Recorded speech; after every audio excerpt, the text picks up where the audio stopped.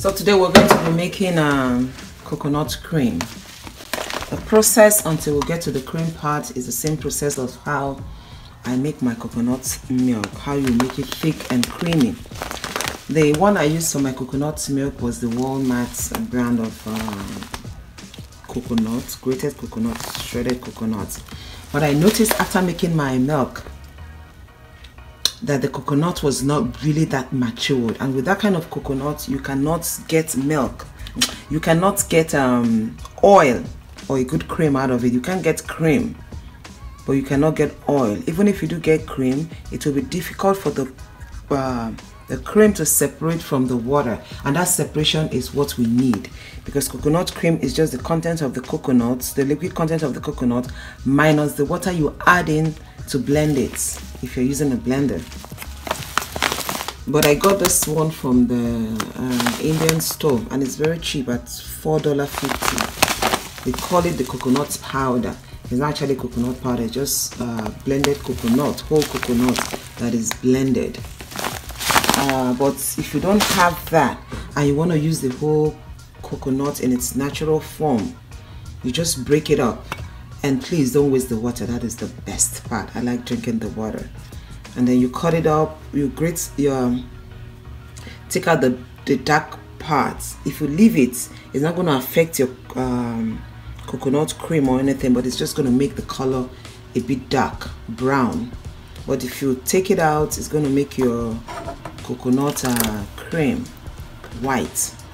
And then you have to make sure that your coconut is matured. If you look very closely, you see something that looks like the oil or something here. You have to make sure that your coconut you're using is matured, but I'm not using that, it's too much work. So we're just going to follow the process of making the coconut milk to get the cream. You want to try and use as less water as possible.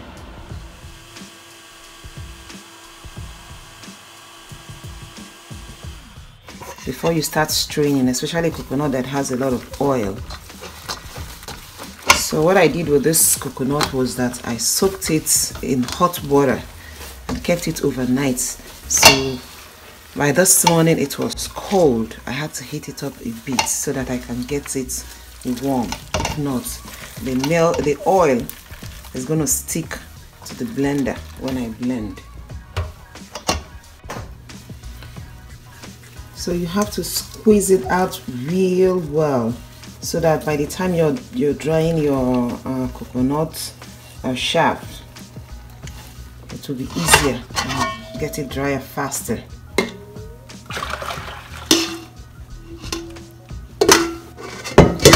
So I put it in this bowl. I'm going to cover it and put it in the fridge. The water is going to separate from the cream, and it's as easy as that. Because that is what you get when you buy the coconut milk in the containers, and then you get that white clump in the top and the water at the bottom. That is the cream separating from the water. So this is what is going to happen.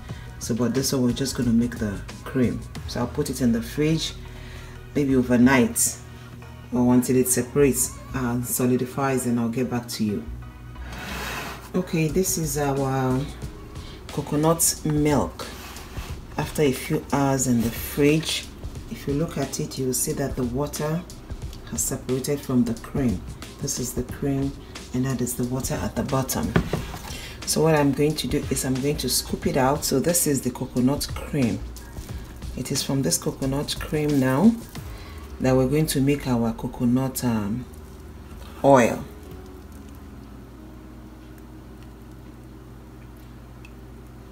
But what I do with my cream is I put it on something like this and I freeze it.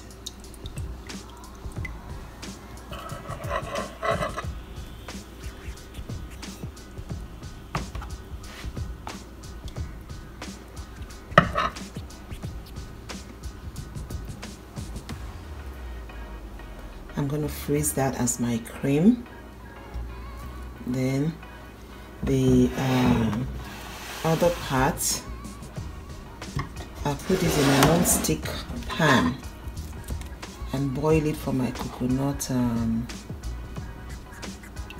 my coconut oil. I don't want to mix too much. I prefer it as a cream more than the oil. But this coconut water, I'm still going to use it.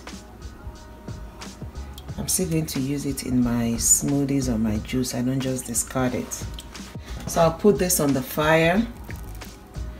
I turn the heat low and allow the coconut oil to come out. And then this one goes into the freezer. I freeze it and then I bag it. I use it for things like my ice cream making or anything I need coconut cream for.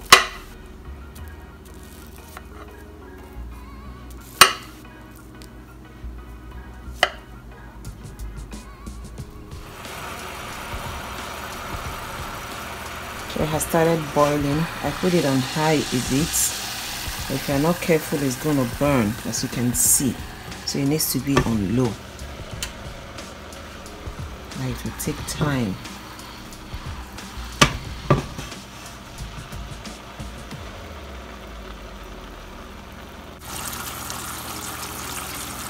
So this is our oil. If you look very closely, you can see the traces of the oil has started coming out.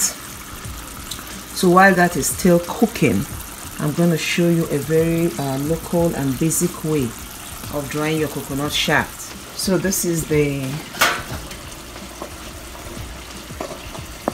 coconut shaft or coconut plump we got from making coconut milk and the cream and the oil.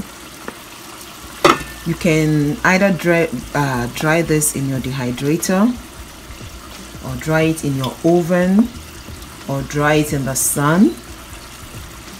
But I'm going to show you a basic way you can do this that is easy and faster. It's not that the oven is not easy, but if you don't have the oven, or you don't have a dehydrator, maybe you don't have even electricity, or it's raining outside, you can do this right in your kitchen. You put water in a smaller pot, put a bigger cover of pot over it, and then you put your coconut shaft on top of the pot, and then start stirring. You can use a tray too if you want. Let me just reduce the quantity that I'm doing so that we can make it in 2 batches. And then you stir. Normally I don't dry my coconut shaft. Normally I don't dry it.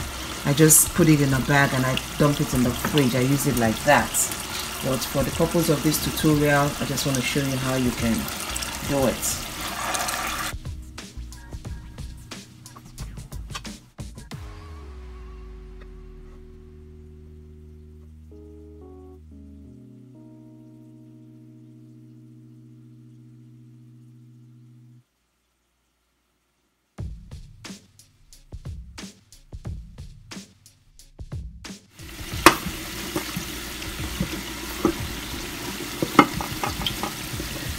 So as you're turning it, once in a while, you just mix it all up together and spread it out again. Just mix it all up together and spread it out again. Yeah, and you keep checking if the water goes low, add more water to it. I prefer to add hot water so that the process can just continue immediately. So you have to keep checking the water to make sure you still have enough water in the pot. You spread it out to cover the surface of your pot or your tray, and then you leave it. Once in a while you come back and then you turn it. Our oil is still cooking. I haven't turned it, I just left it like that. There was no need to turn it.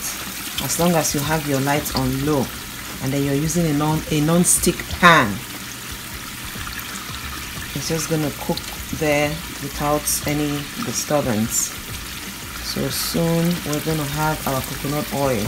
And if you remember what I said earlier, the type of coconut you use is very, very important. It's going to depend, the type of coconut you use is going to determine the quantity of oil you're going to get from it. So you need a coconut that is very, very matured, a dry coconut that is really, really mature. Those ones are the ones that will give you oil.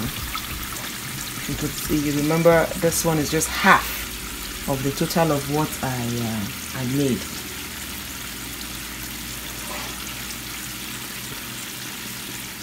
So our coconut oil is ready. I'm just going to sieve it in here.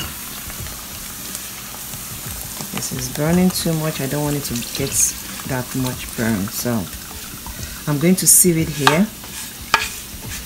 You see the bottom, you use a non-stick pan. It is the best for making coconut oil. And then when I'm done, like my beef tallow, I still press it down. When you press it down, you still have oil coming out. So you press it down to make sure you take out all the oil. You have to do it when it's still hot.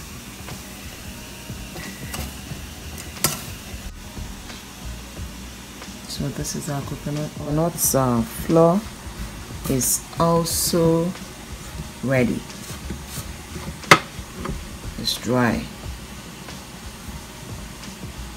If you want it to be drier than this, you can continue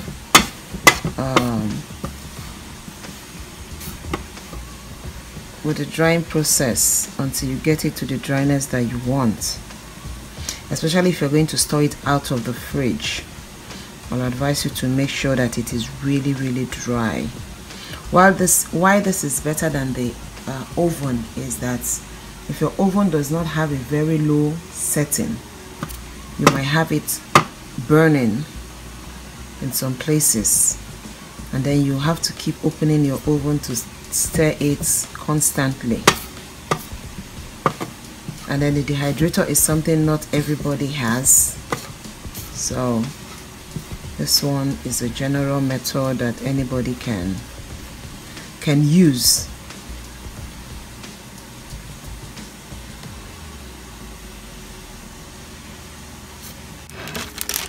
So this is my coconut cream from the freezer. I just bag it in Ziploc.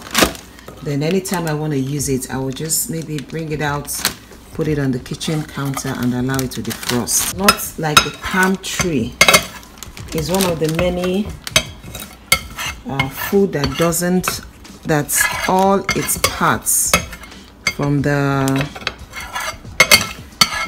leaves to everything, every part of the coconut is very, very useful. It hardly goes to waste. So it's a superfood.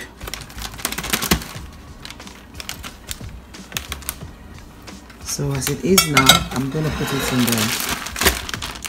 the freezer.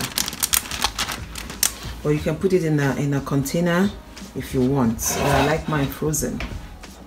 And this the residue from the coconut oil, if you don't allow it to burn very well, it's actually good for a snack. It's really, really crunchy. You can hear the crunch.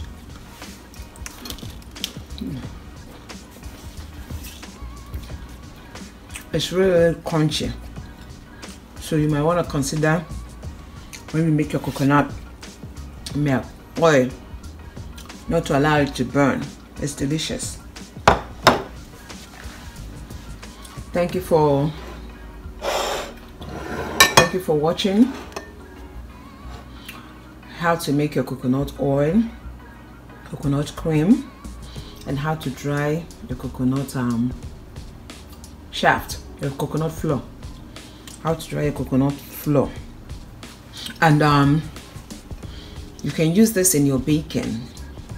You can use it to make your coconut fufu. You can use it to make a lot of things. but especially in baking and the coconut fufu. So I'll catch you in my next video. Bye.